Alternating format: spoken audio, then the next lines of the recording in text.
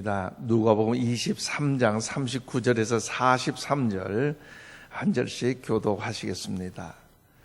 달린 행악자 중 하나는 비방하여 이르되 내가 그리스도가 아니냐 너와 우리를 구원하라 하되 구절 이르되 내가 동일한 정죄를 받고서도 하나님을 두려워하지 아니하느냐.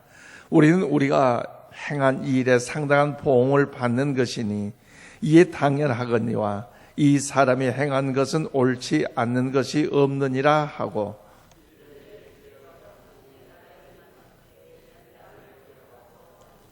43절 함께 읽겠습니다. 예수께서 이르시되 내가 진실로 내게 이르노니 오늘 내가 나와 함께 낙원에 있으리라 하시리라. 아멘. 내가 나와 함께 낙원에 있으리란 제목으로 말씀을 전하겠습니다. 예수님께서 우리 죄를 친히 담당하시고 십자가 위에 죽음을 앞두고 하신 말씀은 바로 가상칠언입니다. 어제 이어 오늘 가상칠언 두 번째, 오늘 본문 말씀 23장 43절에 나와 있습니다. 예수님께서 예수님과 함께 못 박인 강도 중 한 사람에게 이렇게 말씀하셨습니다. 내가 진실로 내게 이르노니 오늘 내가 나와 함께 낙원에 있으리라. 이 은혜의 말씀이 오늘 여러분 심령 가운데 들려질 수 있기를 주의 이름으로 축복합니다. 그렇습니다. 이 말씀 예수님께서 돌아가는 데는 절대로 늦는 법이 없다는 진실한 약속이라는 것이지요. 오늘 우리는 여기에 주신 영적 교훈 세 가지가 있는데요. 첫째는 예수님은 십자가에서 죄인들과 함께 이제 못 박히셨다는 것입니다. 예수님은 골고다 언덕에서 홀로 십자가에 달리지 않으셨습니다. 예수님의 좌우에 강도와 함께 못 박히셨다는 거죠. 그러면 그날 십자가는 한 개의 십자가가 아니라 세 개의 십자가가 골고다 언덕에 서 있었습니다. 여러분, 왜 그랬습니까? 이것은 바로 가장 거룩한 하나님의 아들이 가장 거룩지 못한 강도들과 함께 십자가에 못 박혀 달리신 것은 저절로 된 것이 아니라 거기에 전적인 하나님의 계획 때문이라는 것입니다. 구약성경 이사야 53장 12절 말씀 보면 예수님께서 범죄자 중 하나로 헤아림을 받았음을 하나님께서 예언하셨는데, 말씀하셨는데, 그래서 하나님은 예수님께서 마지막 숨을 거둔 그 순간까지도 가장 비천한 죄인의 모습이 되도록 하나님께서 역사하셨다는 것입니다.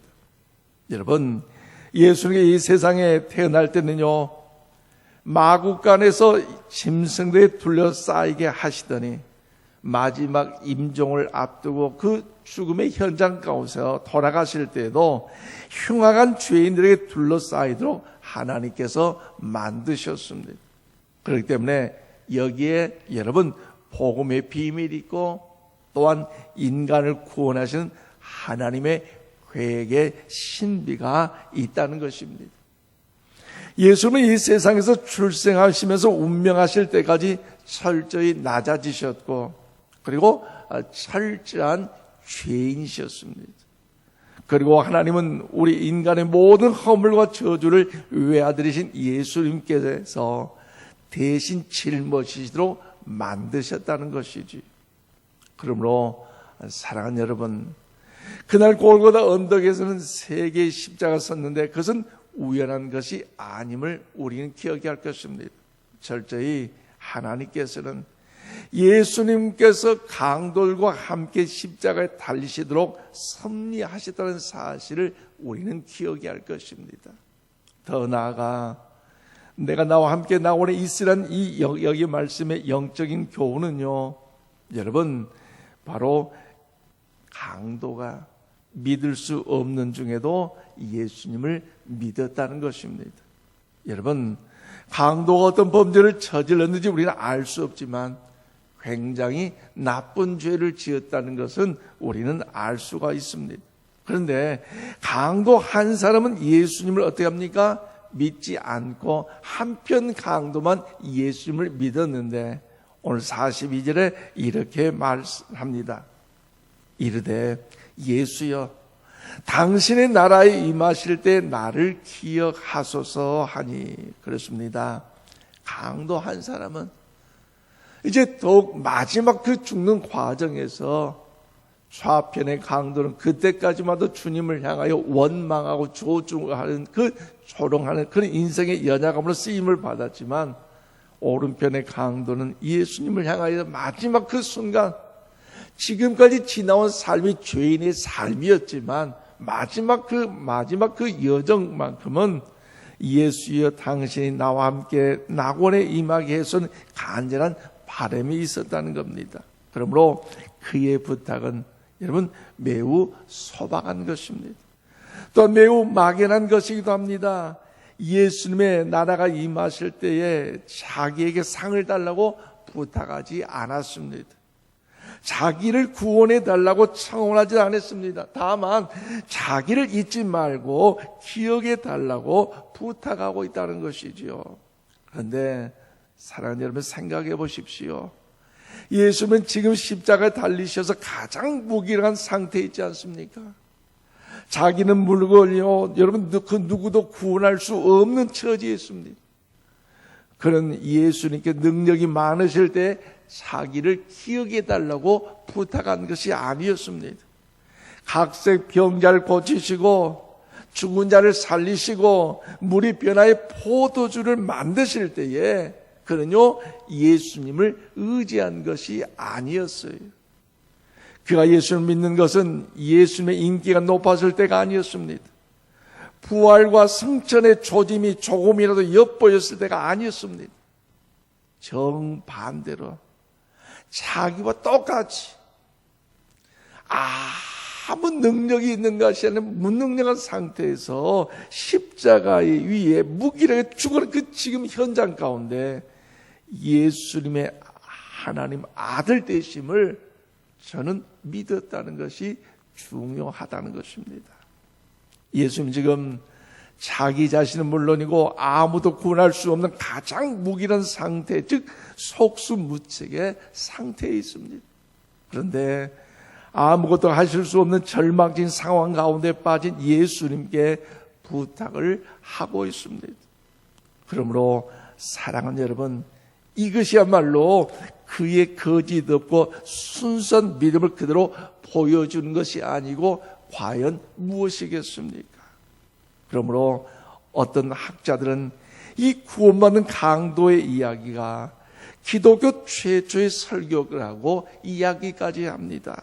왜냐하면 예수님을 버리고 도망친 예수님의 제자들, 즉 베드로를 비롯한 사도들조차도 깨닫지 못한 여러분 구속론의 비밀을 이 강도는 바로 깨닫고 실천할 수가 있었다는 것이지요.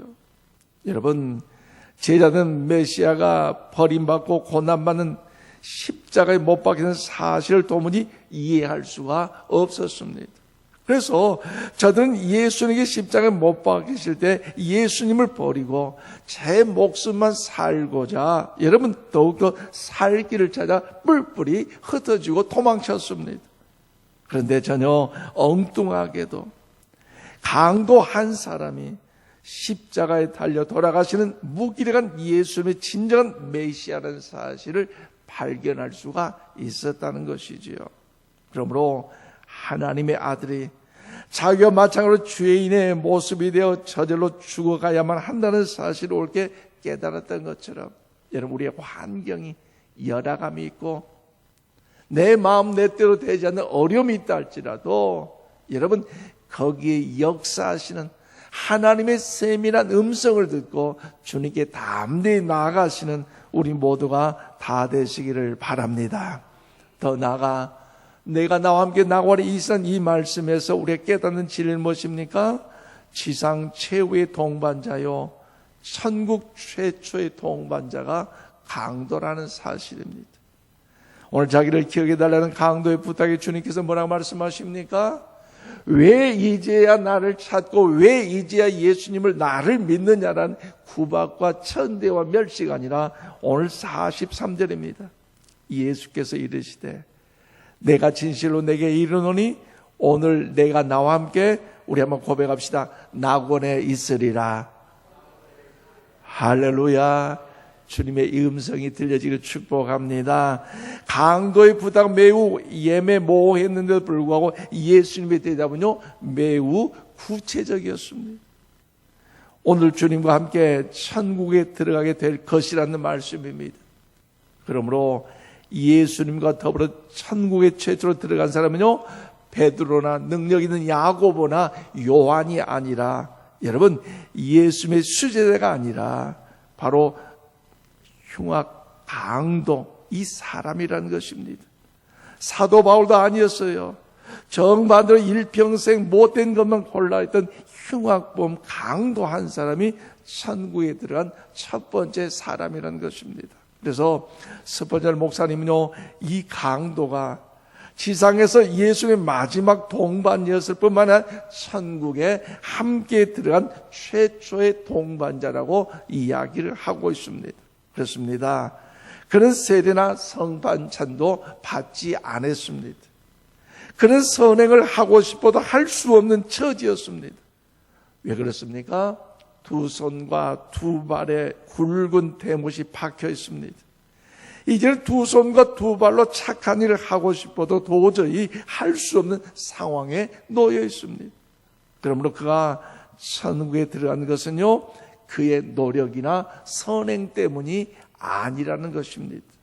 예수님을 향한 100%의 그의 믿음 때문이었습니다. 그는 믿음 하나로 예수님과 함께 낙원에 들어가는 영광을 얻었던 것입니다. 그러므로 구원은요 우리의 공로를 헤아려서 주어진 것이 아니라는 것입니다. 오직 100%의 하나님의 은혜로 주어진 선물임을 이 아침 우리 모두가 믿으시기를 바랍니다. 예수님은 생전에 99마리의 양보다도 한 마리의 잃어버린 양을 찾기 위하여 오셨다고 말씀하셨습니다. 그래서 예수님은요 누가복음 19장 10절에 말씀합니다. 인자가 온 것은 잃어버린 자를 찾아 구원하려 함이라고 말씀하셨습니다. 그러므로 구원받은 강도의 이야기는 예수님의 십자가 위에서 마지막 숨을 거두시는 그 시간까지 이 정신을 우리 예수님은요 버리지 않으시고 실천하셨다는 것입니다. 그리하여 주님은 평생을 죄 짓는 일에 낭비한 강도 한 사람 마지막 순간까지 건지셨다는 것이지. 말씀을 했습니다. 그러므로 사랑하는 여러분, 두 사람의 강도에 똑같은 기회가 주어졌습니다. 어쩌면 이들에게 주어진 기회는 마지막이 아니라 최초로 주어진 기회였을 것입니다. 그런데 한 사람은 그 기회를 영영 거부했습니다. 또한 그러나 한 사람은요 겸손하는 마음으로 그 기회를 붙잡았습니다. 구원받은 강도는 우리의 시각에 보면 죄가 많은 사람이었기 때문에 인간적으로 보면 천국에 들어갈 자격이 없는 연약한 사람일 겁니다. 절대로 우리의 시각에는 안 되는 사람입니다. 그러나 하나님의 여러분 무제약적 사랑은 그를 구원하셨을 뿐만 아니라 천국에 예수님과 최초로 들어가는 영광까지 안겨주셨다는 것이죠. 그러면 지금 이 시간에도 집에서 병원에 중환자실에서 수많은 사람들이 예수님을 믿지 않은 채 죽어가고 있습니다. 예수님께 돌아오는 데는 결코 늦는 법이 없습니다. 단 1초 전이라도 할지라도 지은 죄를 회개하고 주님을 영접하면 오늘 구원받는 강도처럼 천국 백성, 천국 시민이 된 줄로 믿습니다.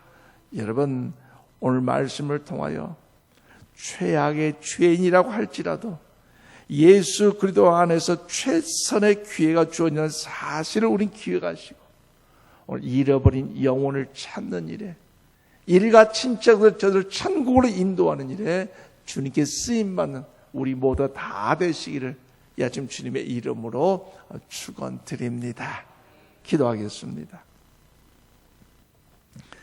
이제는 우리 구주 예수 그리스도의 은혜와 하나님 아버지의 그 크신 사랑하심과 성령님의 감화감동 교통위로 역사하심이 세상 끝날까지 주님과 동행하며 믿음 안에 거하여 하나님의 보좌 앞에 더 입성할 때에 내가 나와 함께 천국에 임하는 그 약속의 말씀을 붙잡고 그 음성을 듣고 천국 시민 백성으로 이 땅에 믿음으로 승리하는 삶을 살기를 결단 소망하는 오늘 이 자리에 사는 모든 하나님의 그런 백성들 머리 위에와 저희 가정과 기업과 생활 삶의 터전 위에 이 나라와 이 민족 위에 주님께 비꼬았을 인천 신광교회 위에 이제부터 영원토록 함께하옵시기를 간절히 축원하옵나이다. 아멘. 우리 함께 기도 제목을 읽겠습니다. 첫 번째입니다. 시작. 모든 성도들의 천국 시민이 되는 그날까지 믿음이 변치 않게 하옵소서. 아멘. 두 번째입니다. 몸이 불편한 성도들에게 치유의 은혜를 베풀어 주옵소서. 아멘. 세 번째입니다. 코로나19로 수고하는 의료진, 공무원, 자원봉사자들에게 건강과 지혜를 주옵소서. 아멘. 오늘 시간 함께 우리 두 손 들고 우리 주여 함께 통성을 한번 부르고 우리 각자 기도하시고 돌아가겠습니다. 함께 기도하십시다. 주여, 하나님 아버지 시간도 임하여 주시옵소서. 우리 성도들 각 심령 심령마다 은혜를 베풀어 주시고 천국 가는 그날 주님 앞에 서는 날까지 우리의 믿음의 신앙이 변찮지 않게 하여 주시옵소서. 신실하게 하여 주옵소서. 주님의 찾아 칭찬받게 하여 주시고 주의 은혜를 베풀어 주시옵소서.